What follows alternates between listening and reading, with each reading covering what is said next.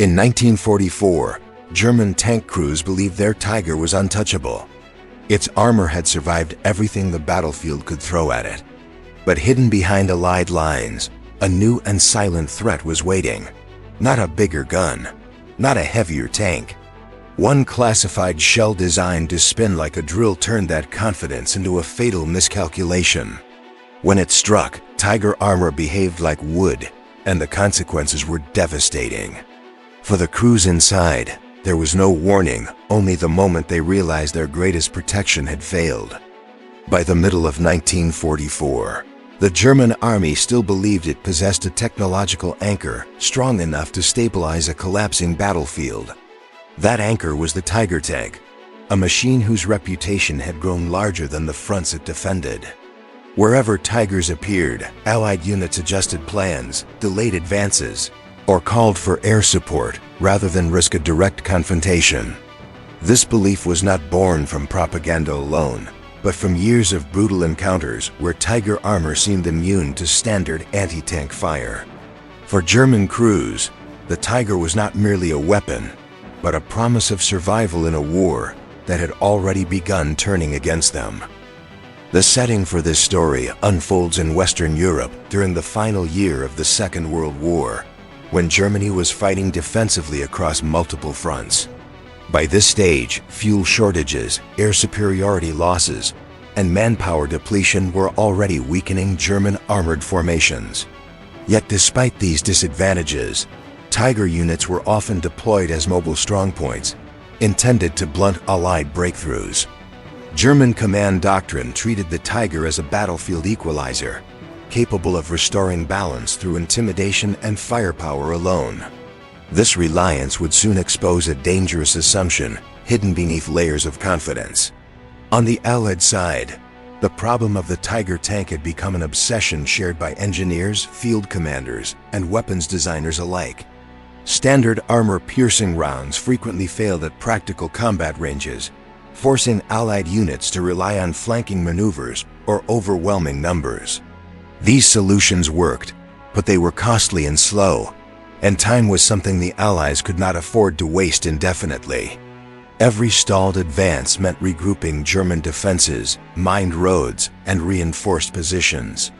The need for a direct and reliable answer to heavy German armor became increasingly urgent. What followed was not a sudden breakthrough, but a quiet evolution occurring far from the front lines. Allied research teams began experimenting with new concepts that focused less on brute force and more on physics. Instead of simply increasing shell size or explosive charge, they explored ways to defeat armor through rotational energy and internal disruption. The idea was deceptively simple. If a shell could maintain stability while spinning aggressively on impact, it could concentrate stress in ways armor was never designed to resist. This concept would eventually give rise to what crews later described as a drill-like effect. Unlike traditional high-explosive rounds, this new ammunition was designed to penetrate cleanly, not violently. There was no dramatic external blast, no towering fireball to announce its success. Instead, the shell behaved almost methodically, transferring energy inward with unsettling efficiency. Armor that once deflected or absorbed impacts now reacted unpredictably under rotational stress. From the outside, damage appeared modest, but inside the tank, systems failed instantly. It was this contrast quiet impact, severe internal consequence, that made the weapon so difficult to understand at first. Secrecy surrounded the development and early deployment of this shell, not because it was revolutionary in appearance, but because its effectiveness relied on surprise. Allied commanders understood that once German intelligence identified the threat, countermeasures would follow. Early reports were therefore vague, often describing penetrations without visible cause. Field officers avoided technical explanations in after-action summaries, focusing instead on outcomes. This deliberate ambiguity would later contribute to confusion within German armored units encountering the shell for the first time. For Tiger crews, training emphasized confidence in armor above all else. Crews were taught that positioning and coordination mattered, but armor thickness was their final guarantee. This belief shaped battlefield behavior, encouraging tigers to hold ground rather than withdraw under fire. When incoming rounds failed to penetrate, crews often interpreted this as confirmation that they were untouchable. Over time, this mindset hardened into doctrine, and doctrine into habit. Habits, once formed under stress, are rarely questioned until they fail catastrophically. The first encounters with the new shell did not immediately shatter this belief. In several early engagements, tiger crews reported unusual penetrations without understanding how they occurred. Some blamed manufacturing defects, others suspected close-range flanking shots. Commanders dismissed these incidents as isolated anomalies rather than indicators of a systemic threat. After all, the Tiger had survived countless engagements against Allied guns before. There was no reason, they believed, to assume that had suddenly changed. What made the situation more dangerous was the inconsistency of early effects. Not every hit resulted in a catastrophic failure, which made pattern recognition difficult. One tiger might absorb several impacts without consequence, while another failed after a single strike. From the German perspective, this randomness suggested chance rather than design. In reality, it reflected differences in angle, range, and rotational engagement factors invisible to crews under fire. The weapon's true nature remained hidden precisely because it did not behave dramatically. As Allied advances accelerated after major landings, Tiger units were increasingly committed to reactive defense. This meant rush deployments, incomplete reconnaissance, and limited coordination with infantry. Under such conditions, unusual equipment failures were often attributed to stress or poor logistics. Reports mentioning strange penetrations were filed, but rarely prioritized.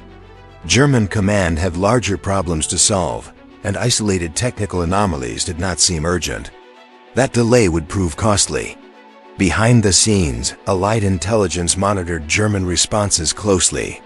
The lack of immediate doctrinal change suggested the shell's secrecy was holding. Engineers refined the design based on battlefield feedback, adjusting materials and tolerances rather than rethinking the concept. Each improvement increased consistency without altering outward appearance. To an observer, the shell still looked like conventional ammunition. That visual normalcy was its greatest advantage. For the crews who would eventually face it, the shell introduced a new kind of uncertainty. Tanks had always been vulnerable, but vulnerability usually announced itself loudly through explosions or fires. This threat was different, arriving without warning and leaving little time to react. The absence of visible danger created hesitation rather than panic. Crews did not know what had gone wrong, only that something had. In armored warfare, uncertainty is often more paralyzing than fear. Communication inside Tiger units began to degrade in subtle but significant ways. Reports became cautious, filled with qualifiers and assumptions instead of certainty. Crews described what they believed had happened rather than what they could confirm. This shift reflected a growing gap between expectation and reality. The Tiger was still powerful, but its promise of absolute protection was quietly eroding. German commanders attempted to reinforce confidence through briefings and tactical reminders. They emphasized proper angling, distance management, and mutual support. These measures were sound, but they addressed the old threat environment, not the new one emerging. The shell did not care about intimidation or reputation. It operated according to physics, indifferent to doctrine. This mismatch between response and reality widened with every engagement. The early phase of the main story, then, is defined not by explosions, but by misinterpretation. Both sides were observing the same events through different lenses. The Allies saw validation of a long-sought solution, while the Germans saw scattered technical failures. Neither side fully grasped the implications yet. History often turns not on what is seen, but on what is misunderstood. Here, misunderstanding was still winning. As encounters increased, patterns began forming too slowly to prompt immediate change. The shell performed best against frontal armor at specific ranges, undermining one of the Tiger's greatest strengths. Crews noticed hits that felt different. impacts that lacked the expected shock yet produced sudden system failures. Radios went silent, turrets stalled, and instruments failed without obvious cause. These effects hinted at something deeper than simple penetration.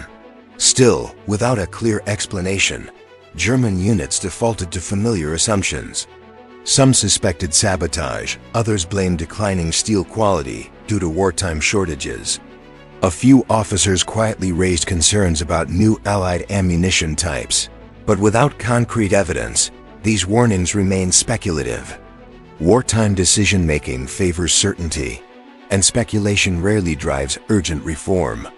The window for adaptation began to narrow.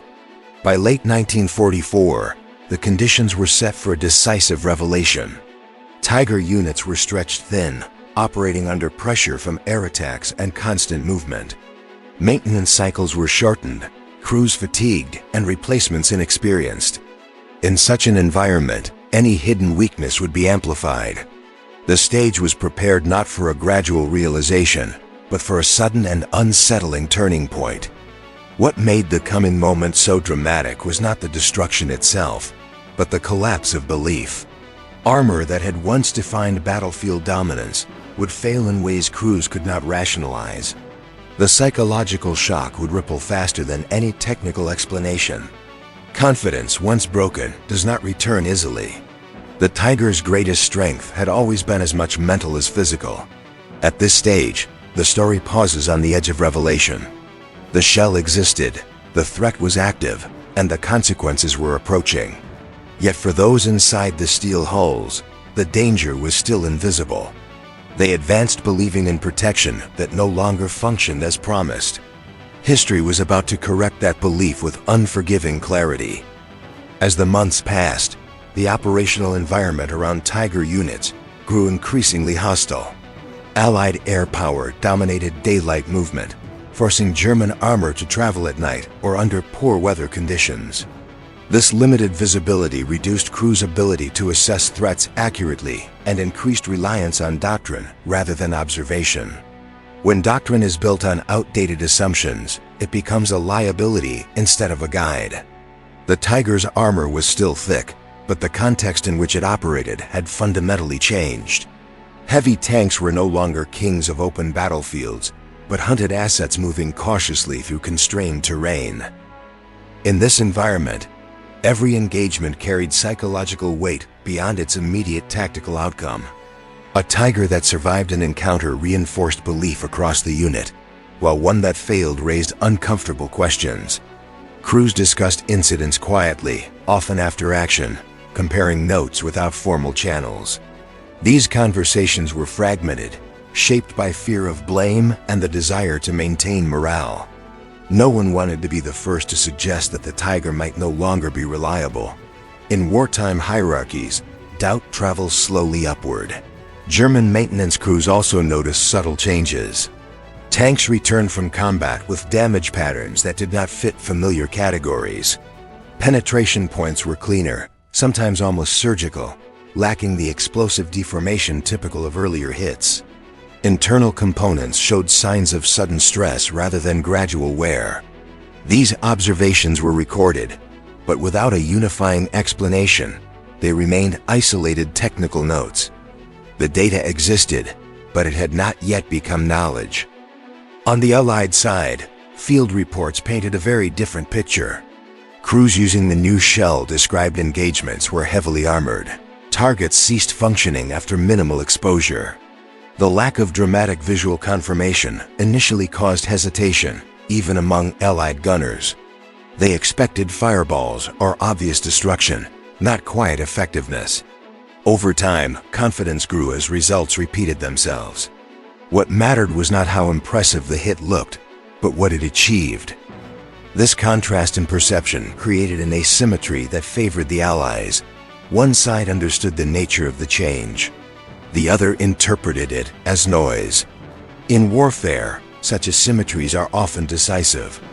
German units continued to deploy Tigers as they always had, unaware that their most trusted advantage was being systematically undermined.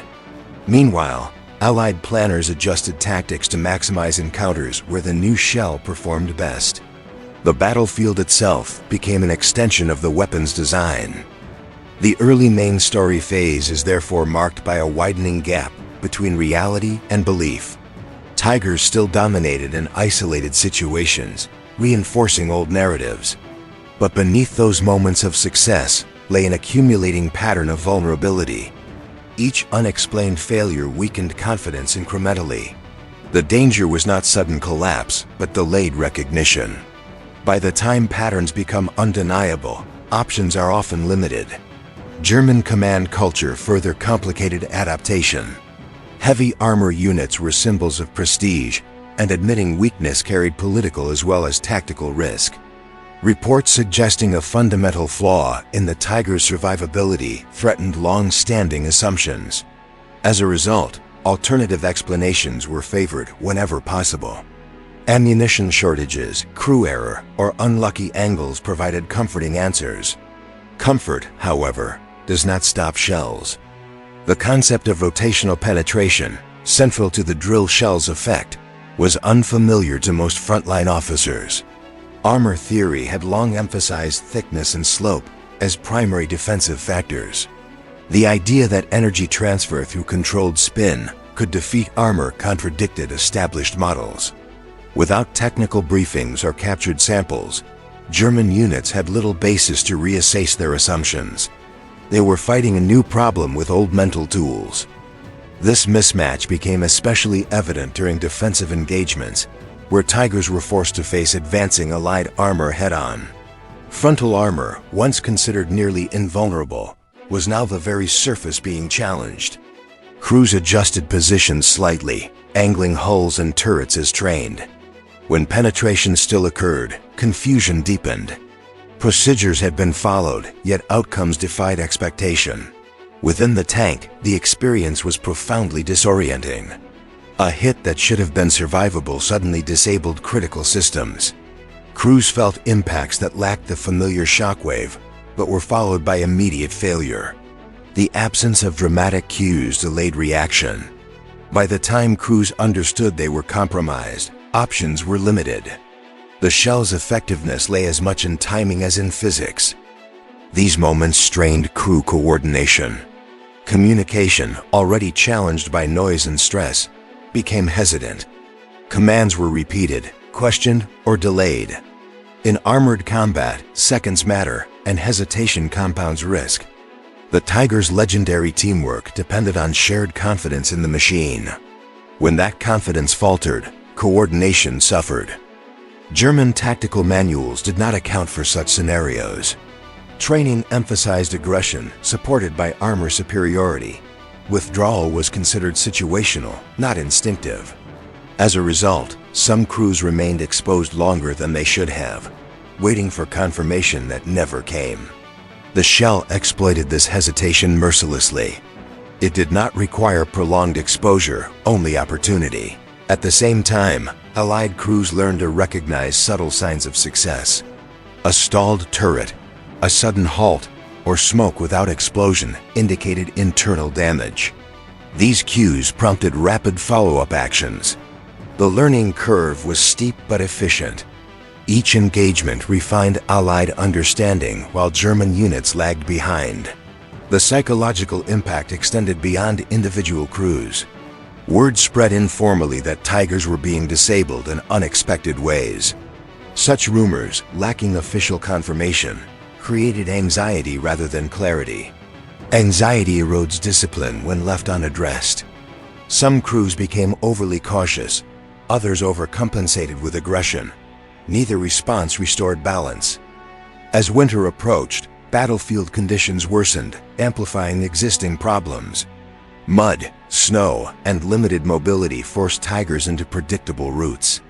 Predictability favors those who understand the threat environment.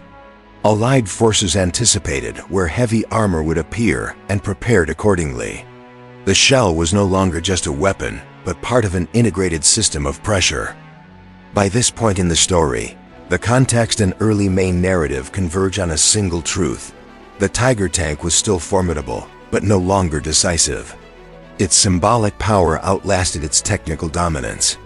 Crews continued to trust it, because they had little alternative. Trust, once necessary for survival, was becoming a liability. The conditions for a dramatic turning point were now firmly in place. By the time German commanders began noticing an unusual increase in Tiger losses, the battlefield context had already shifted decisively. Allied forces were no longer probing German defenses, but pressing forward with sustained momentum. Heavy armor was now used reactively, committed piecemeal to stabilize collapsing sectors. This removed the strategic flexibility that Tigers once enjoyed. Instead of choosing engagements, crews were increasingly forced into them. Under these conditions, even small technical disadvantages carried disproportionate consequences.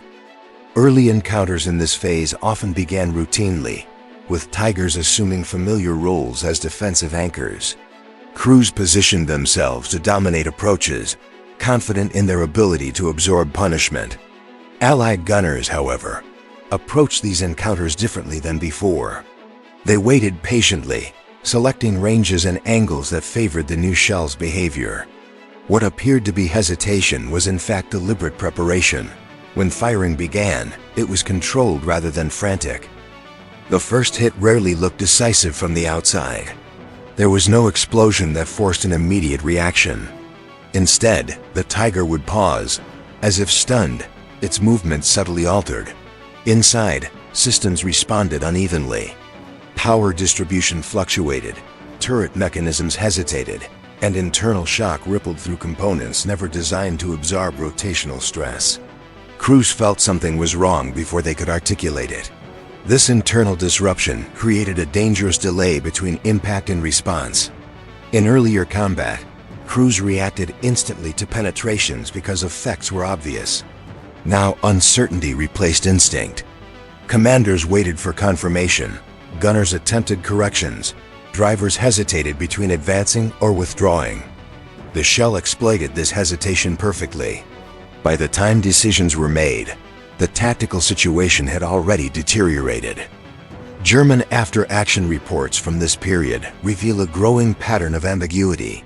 Descriptions became careful, even evasive, as officers struggled to explain outcomes that contradicted expectations. Phrases like unexpected failure and unusual internal damage appeared with increasing frequency. Yet without captured ammunition or clear technical evidence, conclusions remained speculative. The absence of certainty delayed institutional response. The problem continued to spread unchecked.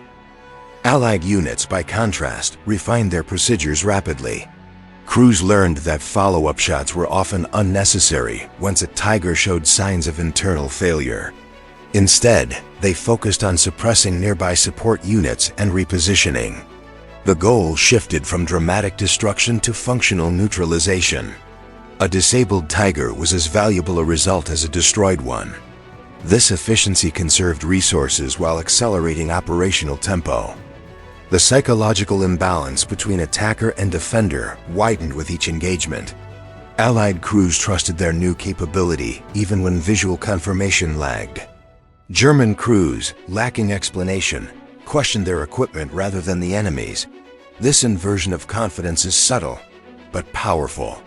Wars are often decided not by absolute strength, but by whose understanding aligns more closely with reality. Here, reality favored the Allies. In several documented cases, Tigers withdrew from engagements without visible damage, only to fail completely minutes later. Engines stalled, control systems locked, and internal fires began without obvious external cause. Recovery crews struggled to assess these tanks after the fact. Penetration points were difficult to identify, and damage patterns defied conventional analysis. Each incident deepened the mystery. German tactical doctrine relied heavily on post-engagement analysis to refine battlefield behavior. When analysis fails, adaptation stalls. Officers debated whether new Allied guns were responsible, or whether armor quality had degraded irreversibly. Some suggested material fatigue from extended service. Others proposed that Allied manufacturing advances had quietly surpassed German metallurgy. None of these explanations fully accounted for the observed effects. The concept that the threat lay in shell design rather than gun caliber took time to surface. Even when it did, it faced resistance. Accepting that armor could be defeated in a fundamentally new way implied that existing defenses were obsolete. Obsolescence is a difficult truth to accept in wartime, especially when replacement options are limited. Denial became a form of self-preservation. Meanwhile, Allied intelligence monitored German hesitation closely. Intercepted communications suggested confusion but not comprehension. This confirmed that the shell's operational secrecy remained intact. Engineers were encouraged to maintain consistency rather than pursue radical changes. Stability, not novelty, was now the priority. The weapon had reached a mature phase of effectiveness. As engagements accumulated, Tiger crews adjusted behavior in subtle ways. Some avoided frontal exposure more aggressively, others relied on movement rather than position. These adaptations helped in isolated cases, but failed to address the core issue. The shell did not require perfect conditions, only sufficient opportunity. Each adjustment reduced one vulnerability while exposing another. There was no simple workaround. The battlefield itself began shaping outcomes more decisively. Urban ruins, hedgerows, and narrow roads constrained Tiger movement. These environments limited the advantages of long-range firepower and heavy armor. Allied units exploited this terrain deliberately, forcing encounters at ranges that favored the shell's performance. Geography became an accomplice to technology. Inside German armored units, morale entered a fragile phase. Confidence had not collapsed, but it was no longer unquestioned. Crews prepared for combat with heightened tension, scanning for threats they could not fully define. This mental strain affected decision-making. Overthinking replaced instinct, and reaction time slowed. In combat, hesitation is often more dangerous than error. The main story at this stage is defined by accumulation rather than spectacle. No single engagement announced the Tiger's decline. Instead, a series of encounters eroded its effectiveness piece by piece. Each unexplained failure chipped away at the legend. Legends once damaged are difficult to repair. The Tiger remained feared, but no longer unquestioned. German command eventually initiated limited technical investigations, but these lagged behind battlefield reality. Without intact examples of the shell, analysis relied on inference rather than evidence. Wartime constraints slowed communication between frontline units and research facilities. By the time hypotheses formed, the operational environment had already shifted again. Adaptation was always one step behind. For Allied forces, the success of the shell reinforced a broader strategic lesson. Heavy armor could be countered not only through escalation, but through innovation.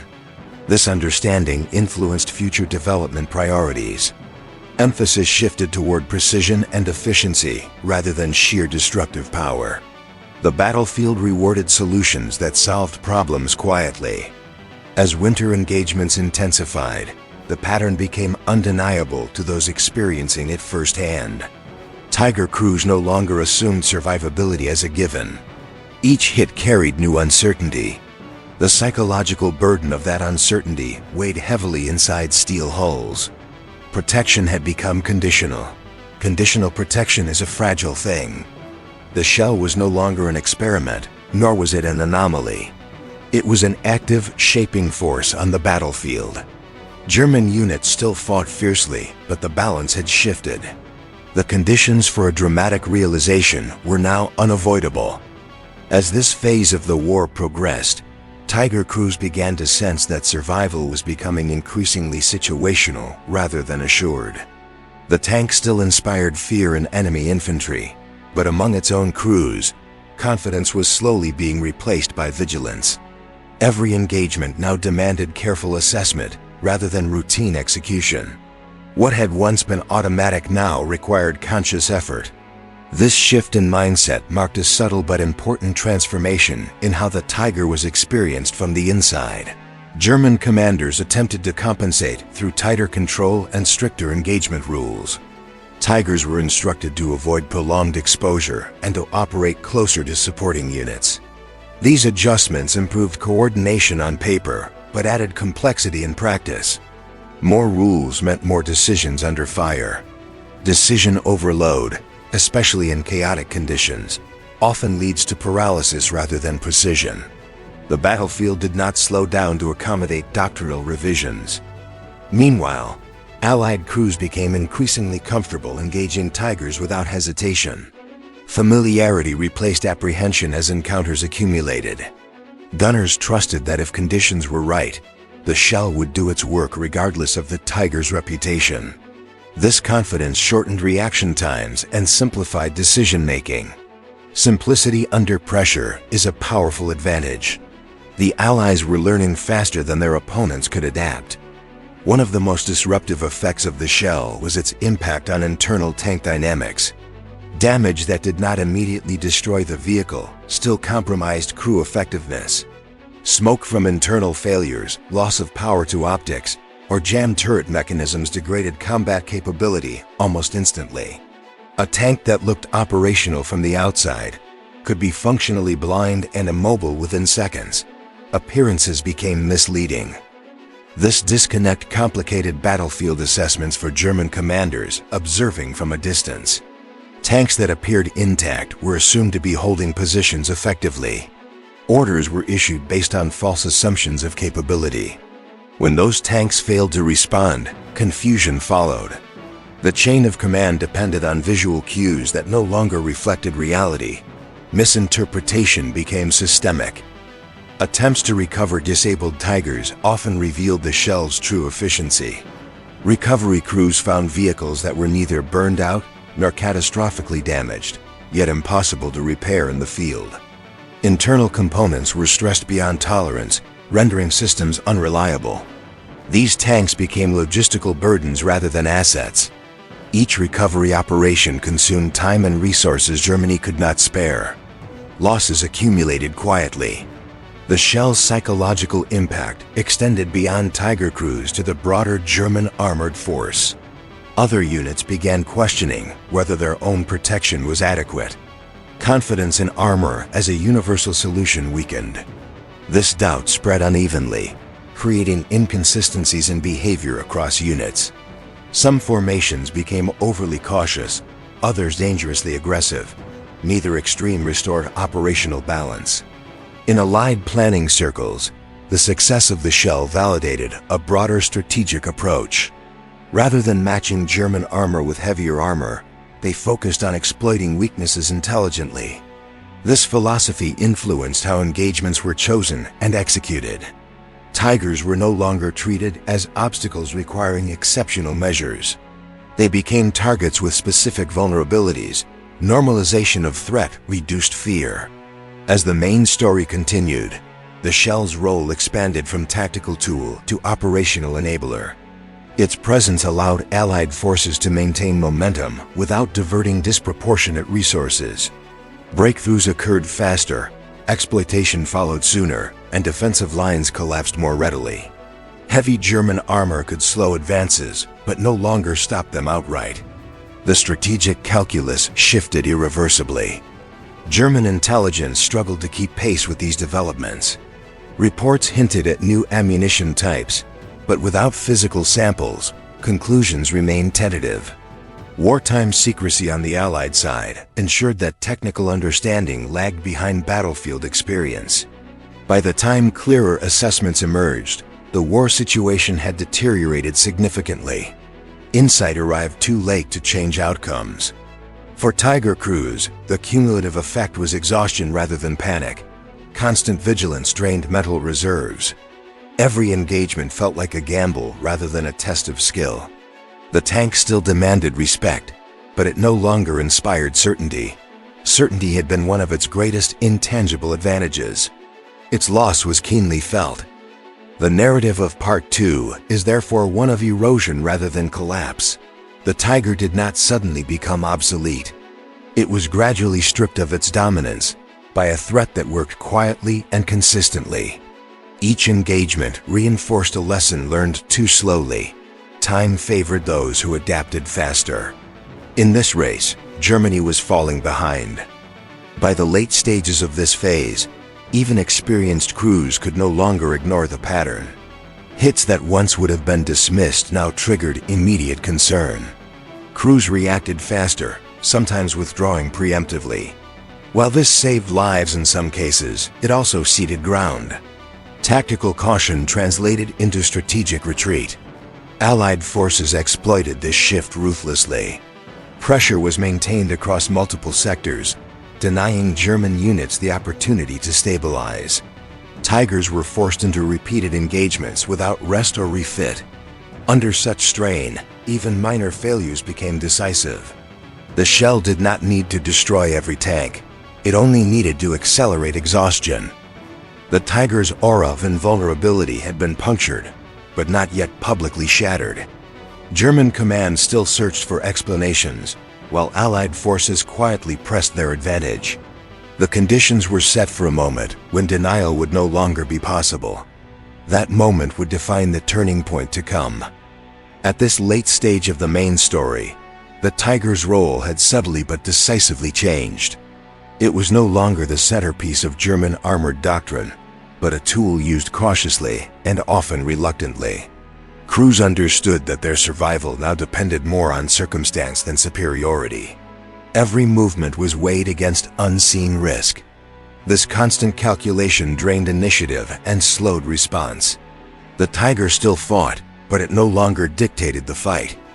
What made this transition especially damaging was that it occurred without a clear moment of acknowledgement. There was no official declaration that the Tiger had been compromised. Instead, reality seeped in through repeated experience. Crews adjusted behavior quietly, commanders revised expectations informally, and doctrine lagged behind both. The gap between written confidence and lived caution widened. This silent divergence weakened cohesion across units. Allied forces sensed this shift even without explicit intelligence confirmation. Resistance felt different, less assertive and more reactive. Tigers withdrew sooner, repositioned more frequently, and avoided prolonged exposure. These behavioral cues signaled vulnerability more clearly than any captured document. Allied commanders responded by increasing pressure rather than reducing it. Momentum, once gained, was deliberately maintained. The shell's true achievement during this phase was not numerical destruction, but tempo control. It allowed Allied units to move faster than German command cycles could adapt. Decisions made on outdated assumptions produced delayed responses. Delay under pressure compounds loss. In this way, the shell influenced battles beyond the point of impact. Its effect extended through time as much as space. Within German armored formations, trust shifted away from equipment and toward individual judgment. Veteran crews relied more on experience than doctrine, while newer crews struggled without the psychological safety once provided by the Tiger's reputation. This uneven adaptation created internal friction. Units no longer operated with uniform confidence.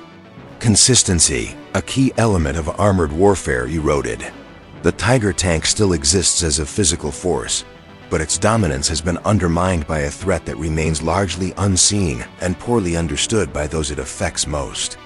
The drill shell has done its work quietly, reshaping behavior, doctrine, and outcome without dramatic announcement. What remains is not ignorance, but reluctant awareness. The stage is now set for a moment when that awareness becomes undeniable. The climax began not with a single explosion, but with a moment of unmistakable realization. During a late engagement on a contested approach, a Tiger advanced exactly as doctrine prescribed, confident in its frontal armor and supporting fire. Allied gunners waited until distance and angle aligned, then fired with measured calm. The impact looked ordinary, almost disappointing. Inside the Tiger, however, everything changed at once. The first sign was silence where motion should have followed. The turret hesitated, then stopped responding altogether. Power fluctuated through internal systems, cutting instruments in and out. The commander issued commands that went unanswered, not because they were unheard, but because the machine could no longer comply. In that instant, Training collided with reality, and reality won. This was the moment Cruz later described as the point of helplessness. There was no dramatic blast to justify immediate evacuation, no firestorm to explain sudden failure. The tank was intact, yet it was no longer a tank in any meaningful sense. Protection had become confinement. Steel walls that once promised safety now trapped confusion and delay. As the Tiger stalled, Allied units adjusted seamlessly. They did not rush forward recklessly or celebrate prematurely. They treated the disabled tank as a known outcome, not a surprising victory. Supporting fire shifted to containment rather than destruction. The engagement continued as planned, indifferent to the Tiger's former reputation. The battlefield acknowledged the change even if doctrine had not. Inside the Tiger, communication degraded rapidly. Messages grew shorter, stripped of nuance, driven by urgency rather than clarity. Crews reported what they assumed rather than what they verified. Overlapping commands filled the compartment with partial truths. Partial truths, under pressure, are often worse than silence because they encourage confident mistakes. Confusion began feeding itself. The commander faced an impossible calculation. Stay inside and attempt recovery under fire, or abandon a vehicle that appeared undamaged. Doctrine offered no guidance for this scenario. Waiting promised no improvement, but leaving felt premature. This hesitation consumed precious seconds. Seconds on a modern battlefield are unforgiving. Nearby German units observed the stalled Tiger and misread the situation. From a distance, the tank looked operational, merely paused. Orders were issued assuming continued resistance. When the Tiger failed to respond, confusion spread outward. Coordination weakened at precisely the moment cohesion was most needed. The shell's effect rippled beyond its immediate target. For Allied commanders, this was the confirmation long anticipated. The shell had not merely worked. It had reshaped the engagement at multiple levels simultaneously. Tactical success translated into operational momentum. German response lagged behind events unfolding in real time. This lag was decisive. The Tiger crew eventually abandoned the vehicle, not under dramatic duress, but under creeping certainty. They realized that nothing they did would restore function before follow-up fire arrived. Leaving the tank felt like surrendering more than equipment. It meant surrendering belief. The legend they had trusted was gone. Word of the incident spread quickly among German armored units. Not through official channels, but through informal conversations and shared experience. The tone was different now. This was no longer rumor or anomaly, it was confirmation. Armor that failed without spectacle was the most unsettling failure of all. German command could no longer ignore the pattern. Emergency briefings were held, reports consolidated, assumptions challenged, but recognition did not equal solution. There was no immediate countermeasure, no rapid adaptation available. The Tiger's vulnerability had been revealed at the worst possible moment. Time, already scarce, was gone. Not in the destruction of a single tank, but in the collapse of certainty across an entire doctrine. When belief fails, structures built upon it weaken rapidly. The Tiger had been more than metal and machinery. It had been psychological armor for a force under strain. Allied forces pressed forward with renewed confidence. Engagements accelerated, resistance fragmented, and German armored responses lost coherence.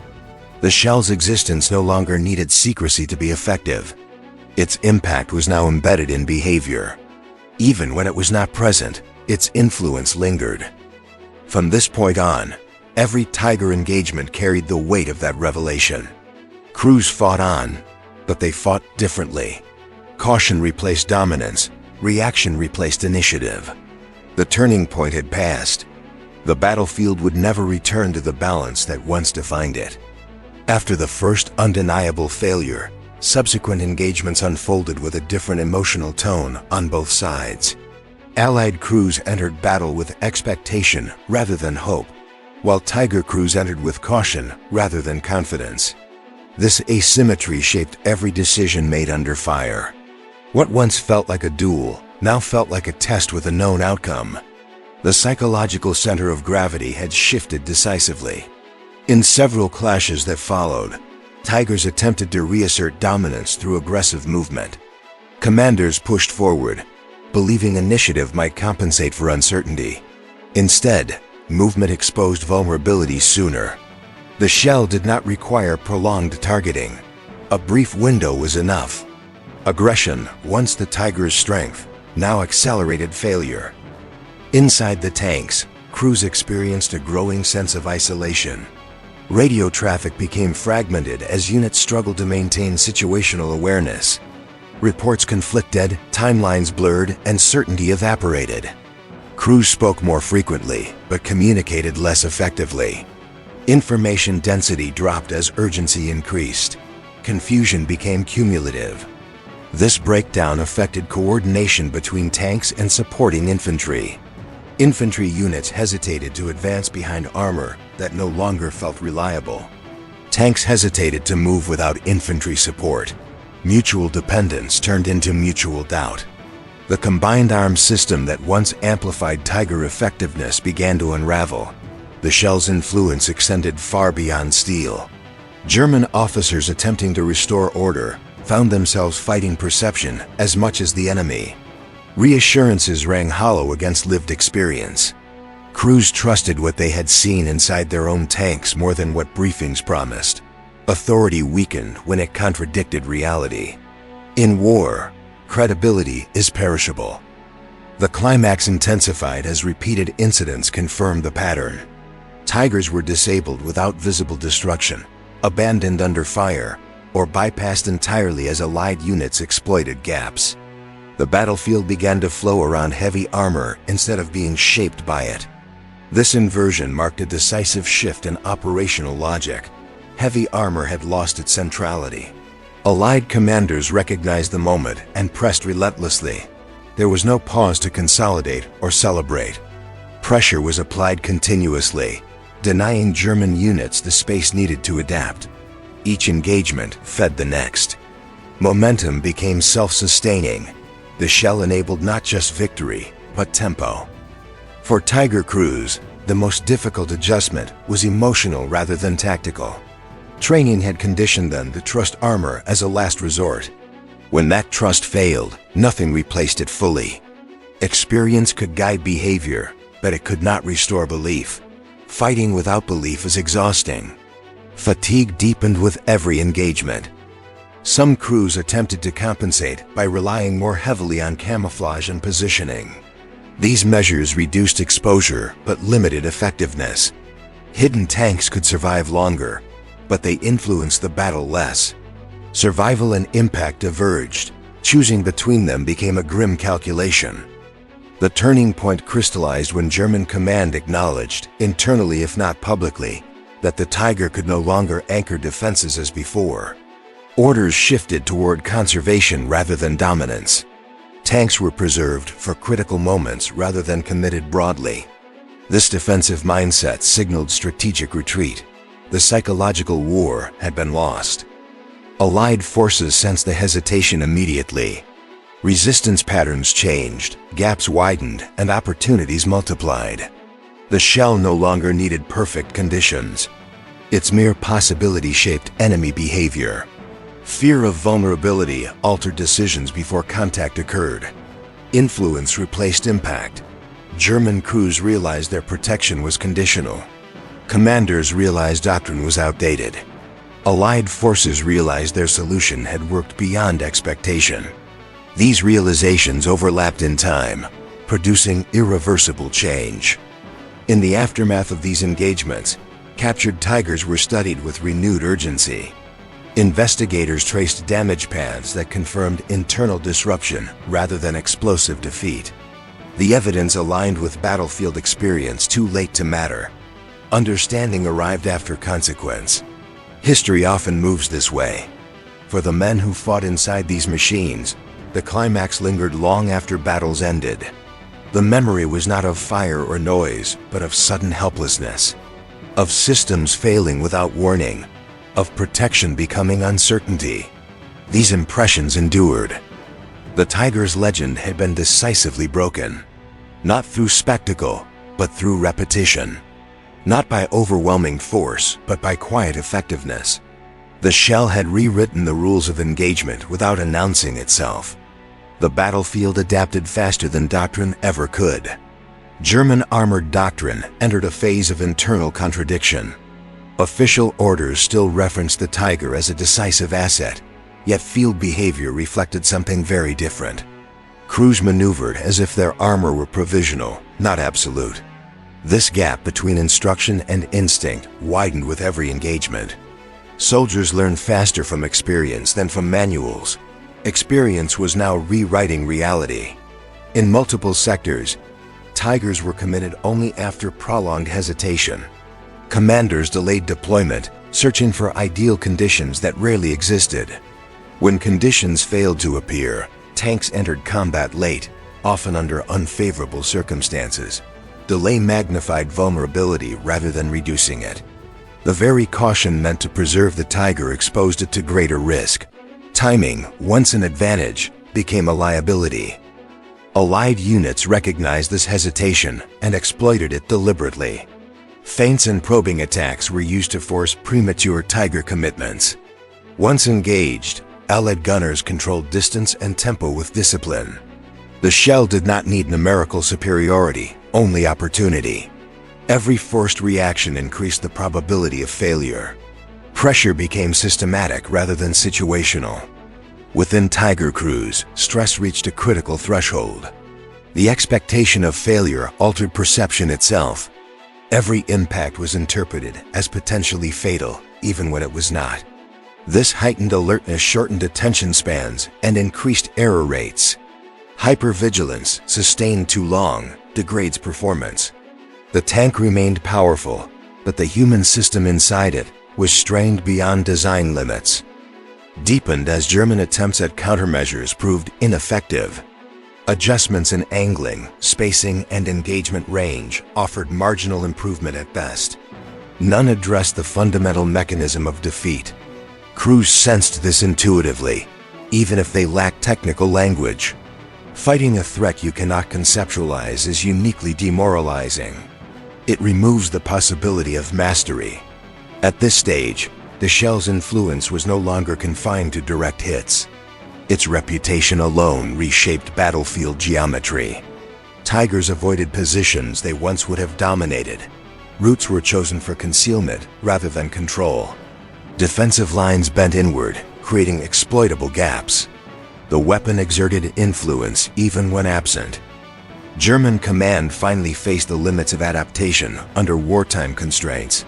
Research, production, and retraining could not keep pace with events. Even if a solution were identified, implementation would arrive too late. This recognition marked the true climax, the moment when reversal became impossible. From that point forward, actions could only mitigate loss, not restore dominance.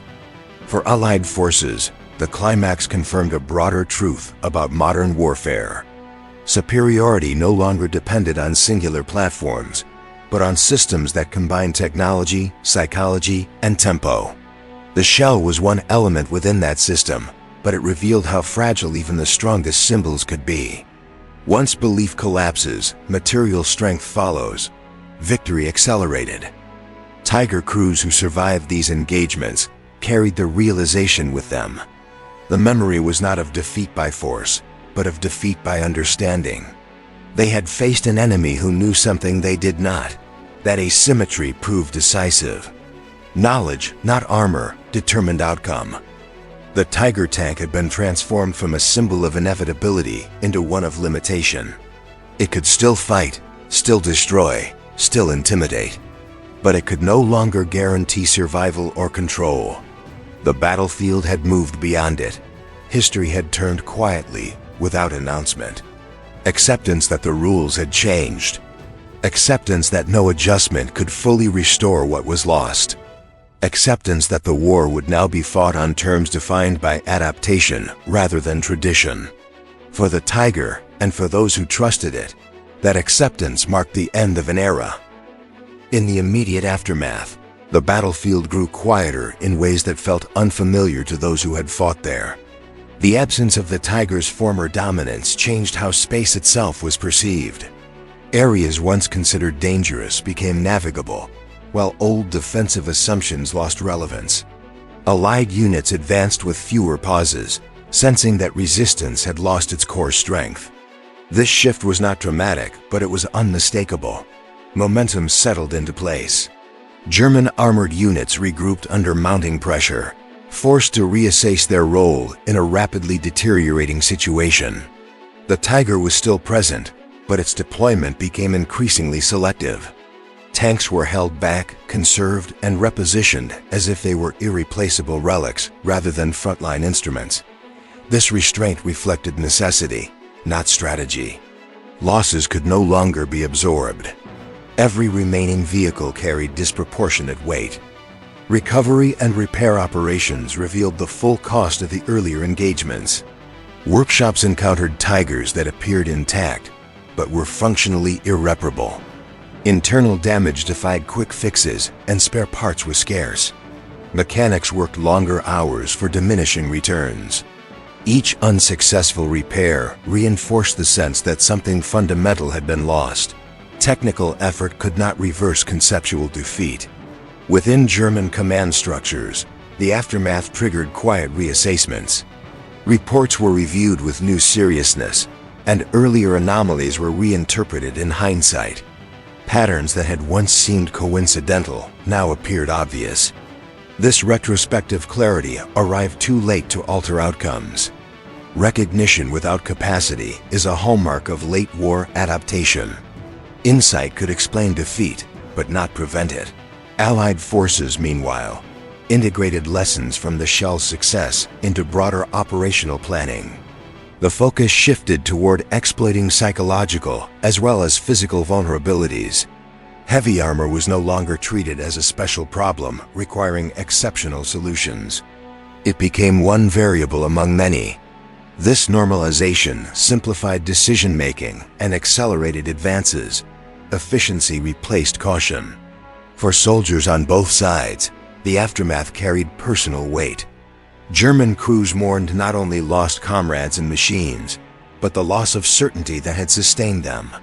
Allied crews reflected on how quietly the balance had shifted. Victory did not always announce itself loudly. Sometimes it arrived as a gradual absence of fear. Strategically, the consequences extended beyond individual battles. German defensive planning could no longer rely on armored strongpoints to stabilize collapsing fronts. Infantry units felt exposed without reliable armored cover. Coordination frayed as roles blurred. The combined arms system weakened under strain. Each element depended on confidence in the others, and that confidence was gone. The Tiger's altered role also influenced post-war analysis, though not immediately. In the chaos of retreat and surrender, lessons were incomplete and fragmented. Only later would historians piece together how a seemingly minor innovation reshaped outcomes. The shell did not win the war alone. It accelerated a process already underway. In the broader context of the conflict, the aftermath illustrated a recurring pattern. Technological superiority is temporary unless paired with continuous adaptation. The Tiger had once embodied adaptation at its peak. Its downfall demonstrated how quickly advantage erodes when innovation stagnates. War punishes complacency relentlessly. The story turns from battlefield consequence to historical reckoning. The effects of the drill shell echo beyond the moment of impact, shaping doctrine, memory, and interpretation. What remains is not just the wreckage of tanks, but the lesson they carried. After dominance comes vulnerability, and after vulnerability comes change.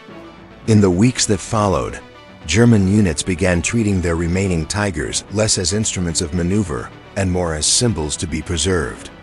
The tanks were positioned deeper behind the lines, committed only when collapse seemed imminent.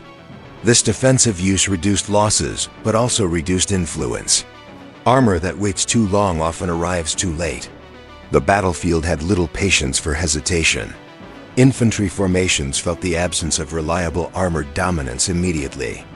Where Tigers once anchored defensive sectors, Soldiers now relied on field fortifications and improvisation. Morale suffered as expectations adjusted downward.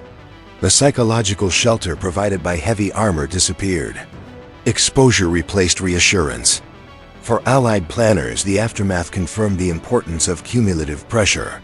They observed that German resistance no longer rebounded after setbacks. Each push achieved lasting effect. This persistence reshaped campaign pacing. Advances were planned with confidence that gains would hold. Strategic tempo accelerated. Captured German documents later revealed the depth of internal concern. Officers acknowledged that armor survivability assumptions had failed, but lacked alternatives.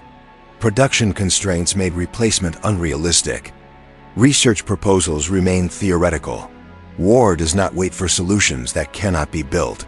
The drill shell's influence extended into training environments as well. Allied crews were taught not to overestimate visual confirmation. Functional defeat mattered more than spectacle. This mindset refined fire discipline and target selection. Precision replaced excess. Efficiency became doctrine. German training programs, by contrast, struggled to adapt. New crews learned procedures that no longer matched battlefield reality. Veterans compensated through experience, but institutional knowledge lagged. This generational gap widened over time. Consistency across units eroded. As fronts collapsed, Tigers were increasingly abandoned due to fuel shortages rather than enemy fire. The irony was stark. Tanks once feared for their resilience were lost without engagement. Strategic weakness overtook tactical strength. The war's end approached unevenly. In post-battle assessments, Allied officers noted how quickly resistance softened once Tigers withdrew. The psychological vacuum left behind was as significant as the physical one. Enemy lines lost cohesion. Initiative passed decisively to the attackers. Confidence became contagious. The aftermath also reshaped how armor was discussed among soldiers. Tigers were no longer spoken of with awe, but with measured respect. Reputation faded faster than metal decayed. Memory adjusted to experience. Legends do not survive repeated contradiction. Historians later struggled to pinpoint the exact moment of transition. There was no single battle that defined the Tigers' decline. Instead, there was a sequence of small, decisive shifts. The shell represented one of those shifts. Quiet changes often matter most. The broader lesson of the aftermath lay in adaptability. Technological dominance is fleeting without sustained innovation. The Tiger had been a marvel of its time. Its defeat demonstrated the cost of standing still in a moving war. Progress punished delay. For the men who encountered the shell from either side, the memory remained vivid. Allied gunners remembered the calm certainty of effectiveness. German crews remembered the sudden loss of control. These memories shaped how the war was understood afterward. Experience became history. The battles have been decided, but their meaning continues to develop. Weapons fade, but lessons persist. The aftermath is where understanding finally catches up with events. It is slower but enduring. As the war drew closer to its conclusion, the absence of German armored dominance became an accepted reality rather than a shocking development. Units no longer planned operations around the expectation of Tiger intervention. Instead, they adapted to a battlefield defined by scarcity, delay, and retreat. This acceptance marked a psychological shift as important as any tactical change. When expectations fall, so does resistance. The war's rhythm accelerated toward its end. For Allied soldiers advancing through previously contested terrain, the change was tangible. Areas that once demanded cautious probing now allowed steady movement. Resistance remained dangerous, but lacked the organizing force heavy armor once provided. Engagements became shorter, less coordinated, and more defensive in nature. Momentum favored those who could maintain pressure. The shell's legacy lived on through this altered tempo. German armored veterans later described this period as one of quiet resignation. The Tiger still commanded respect, but no longer inspired belief. Crews understood they were operating within constraints, that could not be overcome through skill alone. Survival depended on luck as much as judgment. This awareness changed how risks were weighed. Calculated boldness gave way to preservation. Logistical realities compounded these effects. Fuel shortages immobilized tanks that might otherwise have fought. Spare parts became increasingly difficult to source. Maintenance units cannibalized vehicles to keep a few operational. This fragmentation mirrored the collapse of doctrine itself. Systems failed together. In Allied after-action studies, analysts noted how quickly German defenses unraveled once armored anchors disappeared. Infantry alone could not substitute for the stabilizing presence of heavy tanks. Lines bent and then broke under sustained pressure. The battlefield rewarded continuity over strength. Consistency proved more decisive than power. The aftermath also influenced post-war military thought. Analysts examined how a seemingly minor innovation altered the balance against one of the most feared machines of the war. The lesson was clear: protection is never absolute. Any system, no matter how formidable, can be undermined by a well-matched counter. Adaptation must be continuous. For historians, the challenge lay in explaining defeat without oversimplification. The Tiger was not rendered useless overnight, nor was the shell a miracle weapon in isolation. The truth existed in interaction. Technology, psychology, and circumstance converged at the right moment. Wars are decided in these intersections. The men who experienced this aftermath carried its lessons forward into peacetime. Engineers reconsidered assumptions about armor and survivability. Commanders re-examined doctrines built on singular platforms. Soldiers remembered how confidence can disappear faster than steel. Memory informed preparation. As the conflict ended, wrecked Tigers stood as quiet markers of transition. They were not monuments to failure, but to change. Each hull represented a moment when belief met reality. The battlefield had moved on, even if memory lingered. History preserved the lesson. The aftermath, viewed in full, reveals how wars are rarely decided by one invention alone. They are shaped by chains of cause and effect, each link subtle but cumulative. The drill shell was one such link. Its importance lay in timing as much as design. It arrived when belief was already strained. In this sense, the shell did not destroy the Tiger. It exposed its limits at a moment when limits mattered most. Exposure is often more damaging than destruction. Once seen, it cannot be unseen. The war progressed with that knowledge embedded in every decision. After the shock of defeat and the silence that followed, clarity finally emerged. The aftermath was not merely about what happened, but about what was learned too late. Heavy armor had defined an era, and that era had ended. The war moved forward without it. The story of the hidden drill shell is not simply about a weapon, but about a moment when certainty collapsed under pressure. The Tiger tank did not disappear from the battlefield, but its meaning changed forever. What once symbolized dominance became a reminder of limitation. This shift did not happen loudly or all at once. It happened quietly, through experience, repetition, and realization. Wars are often remembered through explosions and decisive victories, yet their true turning points are frequently subtle. In this case, the decisive factor was understanding, who adapted faster, who learned sooner, and who held on to old beliefs for too long. The shell mattered because it exposed a gap between expectation and reality. Once that gap was visible, it shaped every decision that followed. History moved in the direction of those who recognized it first. If you enjoy stories like this, stories about hidden weapons, quiet turning points, and the moments when history changes without announcement, don't forget to subscribe to the channel. New episodes explore lesser-known battles, classified technology, and the human decisions behind famous machines. Subscribe now so you don't miss the next story. And join us as we uncover more moments where the course of war shifted in ways few expected.